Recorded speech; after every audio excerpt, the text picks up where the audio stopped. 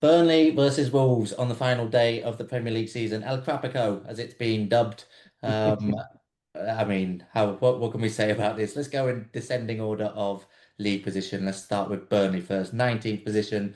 Avoiding defeat means that they avoid finishing bottom, Matt. But they're winless in the last 14 home league games. So it's a good job they're playing Wolves, who haven't won away from home all season. Yeah, as you mentioned, it's a difficult sell. I don't think too many, obviously outside of Burnley and Wolves fans, will be tuning in to watch this game. I think from a positive point of view, because we've been so negative for Burnley all season, haven't we? Their performance against Arsenal last time out I thought, was pretty good for long spells. There obviously was the Kai Havertz incident, which horrendous, as I know Ben likes that word, a horrendous challenge from Kai Havertz, which should have resulted in him being sent off. And if he was sent off, you never know. But saying that, there was never a point during that second half where I expected Burnley to score. I think they didn't have a single shot on target, did they? And it sums up, I do think, in fairness, that Burnley are a team. They've got a lot of hard workers. I don't think they've got a lot of bluffers or players that are a really good level and just not fighting for the badge. I just think they are what they are. I think we said months and months ago, and certainly at the start when we started doing the podcast, that they're just not good enough, and that's okay sometimes. If you haven't got the players or the squad to compete at this level, then it doesn't matter about tactics or anything, or the way you set up or your commit. It's just, if you haven't got the players, you're going to end up near the bottom of the table, and that's obviously what's happened. There's arguments for Wolves, should they be where they are, but considering that they have got a lot of talented players, I'd say player for player, Wolves are a lot better than Burnley. But yeah, I think Burnley last time out, like I say, will take encouragement from their performance against Arsenal, and coming into this game, obviously, as you mentioned, it's not going to be but you never know. Could it be a thriller? Could we get treated to a 4-4 or something where teams just going for it? Very, very unlikely. For me, goalless draw. Yeah, I think so too. Ben, we've spoken a few times about, I mean, which of these has been the worst team in the Premier League this season.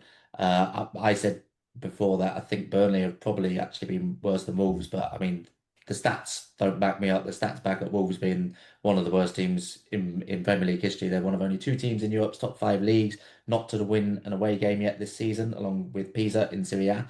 Last Premier League team not to win an away game all season was Hull in 2009-10. Guaranteed to finish the season with the fewest wins in their club history ever in a season. Probably going to finish it with the fewest points ever in the season. So you are genuinely talking, in their long, long history, the worst season they've ever had. They've been bottom since August 31st, 266 consecutive days bottom of the league, 272 days in total bottom of the league, both records. And yet they could still finish the season not bottom of the league.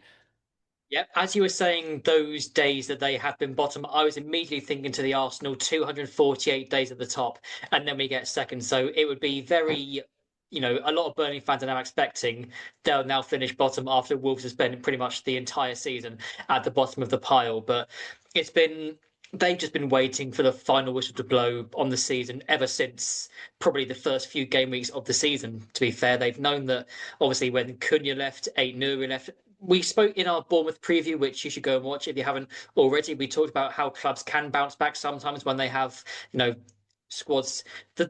The Wolves squad wasn't ripped apart in that way. They kept Joao Gomez, of course. They kept Andre, Mateus Mane. He's come through. He's had a really promising season. But some clubs can survive when those key players leave. But Wolves just couldn't. Cunha and Aït-Nouri were central to the way they played, and it's just been such a slog for them for months and months. And then Rob Edwards coming in steadied the ship slightly, but now the cracks are starting to appear there. It seems he's calling out his players in press conferences. You wonder, is there going to be another change at the helm this summer? The one good thing for Wolves is that Mateus Mane, it looks like he's staying, even though there's interest from Liverpool and Man United. Rob Edwards has said 100% he's staying, and it makes sense because in the Championship, he'll likely be a weekly starter. He's got the chance to flourish there. His value would increase there compared to if he goes to, say, Liverpool or United. He might just be, or he would be a second string backup player. But